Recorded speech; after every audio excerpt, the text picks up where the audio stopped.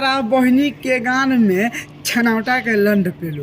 वाह का कहतारू, जैसे मन करे वैसे लेला, हमरा के समरिया हो। ए तार बहन जो जैसे मन तैसे का बा, भले तार खुलल बढ़ले बा, आओ तनी पटा के पेल दे। का हाल बा भाई?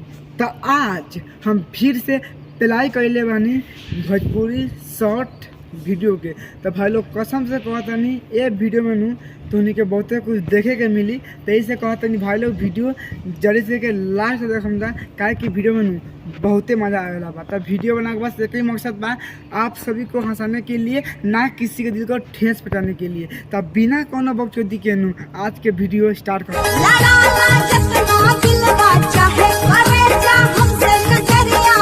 तार बहिन चोदो भौजी बुढ़िया, तू का देखा के साबित कर तारू हो कि कौनो आओ आ तारा के फाड़ के पेल दो। तार बहिन चोदो भौजी तनी तोप के रख, कहा कि तोहरो इज्जत बा आ सबकी इज्जत बा। वो दिखावे में तारा मजा आता, तारा लाइक शेयर कमेंट और व्यू ज़्यादा मिलता। तावन हम लगे बड़का बाबू लगे पूरा खोल के बनैया, बहुते लाइक मिली।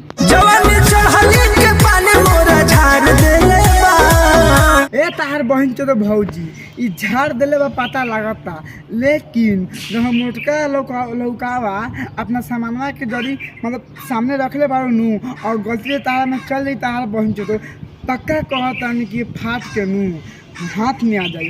कहा कि ओके तनी दूर हटाओ, कहा कि सामान नू हो लंड की तरह बा और गलती तारा में चल जाई, फाट जाई, बस मर जाई। देखो तारा भौजी के कैसे लौकुआ के अपना सामानों में ऐसे ऐसे ऐसे करते रे। तार बहन जो तो भौजी तू का कर चाहता रे? तारा भतार से मन नहीं के भाव तारा तार बहन तो हमारा लगे हम कहला बानी, तारा के पहले खातिर बानी आवा हमारा लगे और ऐसे करा ना पटक के पेल तनी मुँहे पटक जाई। मान ले नहीं खे अगर तारा गौरिया में बता तो मतलब अगला तो अगला सामान बानू आ गलती से मैं चल जाई तहार बहिन तो पक्का कहतानी मर जैबू आ गमछा बिछा के मजा नू ना मार पैबू। तो हाथ जोड़ के रिक्वेस्ट बा कि अपना आगे का सामान में नू ऐसे ऐसे ऐसे मत कर, कहा कि कोनो देखी नू तो कोनो कई भौजी के नू पेलवा के बहुते ताक बा आ भौजी कोनो निके पेलत नू वही से लोग से काम चलावती है। हाँ तो पेलवा के बाद भंटा ले ले, बैगन ले ले, मुरई ले ले, ऐसे तो काम कर ले कि लौका छोड़ दे, कहा कि लौका के नू बहुते मोट वाला होता है प्यार बता दिल पर। ए तार बहन चोदो भौजी हम बता रहे हैं कि क्यों होता है प्यार। ऐसे होता ना जैसे आप उघार के दिखा रही हो ना, इसीलिए प्यार हो जाता है। कहा कि आपका सामान अभी टाइट होगा हम लोग समझते हैं, लेकिन वो टाइट नहीं रहता है। हम लोग समझते हैं कि हाँ तुम बहुत अच्छी होगी, पर तुम अच्छी नहीं रहती हो। तो इसी का चक्कर में हम लोग को प्यार हो जाता है। हाँ, और हम लोग तुम्हारे ऊपर मरने के लिए भी तैयार हो जाते हैं। तो ऐसा मत दिखाओगी, आप ऐसा अगर नहीं दिखाओगी तो प्यार नहीं होगा, तुम्हारी कसम।